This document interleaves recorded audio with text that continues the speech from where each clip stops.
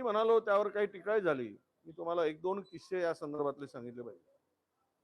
ज्यावेळेस प्रकाश भाऊ आमटे एक समर्पित आदिवासी समाजासाठी सेवेसाठी जीवन जगणारे, समाजासाठी जीवन थोर समाजसेवक, त्यांना ज्यावेळेस कॅन्सर डिटेक्ट झाला, तो त्यावेळेस त्यांना ऍडमिट केलं गेलं आणि एका मध्यस्थीने त्यांना विचारलं, त्यांच्या मॅनेजरला दिनानाथच्या, त्यावेळेस ते म्हणाले की ऍडमिट करा, आम्ही प्रकाश आंबेडकरांच्याकडनं,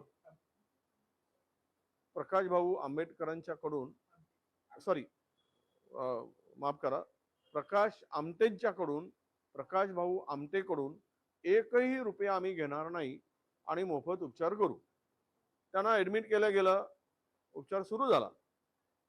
नंतर त्यांनी बाहेरून काही औषधी मागवावे लागतील म्हणून त्यांच्या आप्तेष्टाकडून 5 लाख रुपये हॉस्पिटलमध्ये जमा करायला लावले प्रकाश भाऊ आमटेंच्या उपचारासाठी.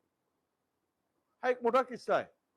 म्हणजे थोर समाजसेवक महाराष्ट्र भूषण त्यांना सुद्धा त्या हॉस्पिटलने सोडलं नाही. त्याच्या पलीकडे जाऊन एक उदाहरण तुम्हाला सांगतो की मी म्हणजे खरं तो मुद्दा आता काही वर गेले, त्यांचा मृत्यू झालाय, स्वर्गवासी आहेत, बोलू नये.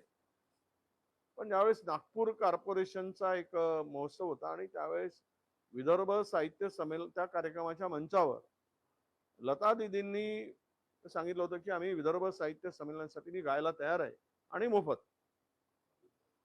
त्यावेळेस विदर्भ साहित्य संमेलनाने सुरुवात केली जोरात आणि लता दिदी नागपुरात येणार, त्या गायनाचा कार्यक्रम होईल आणि मोफत होतो आहे, त्यामुळे यांनी तयारी केली आणि मग त्यांनी संपर्क केला तारीख ठरल्याप्रमाणे. तर तिकडून निरोप आला की आम्हाला पंचतारांकित हॉटेलमध्ये आमची सोय करा, आमच्या वाद्य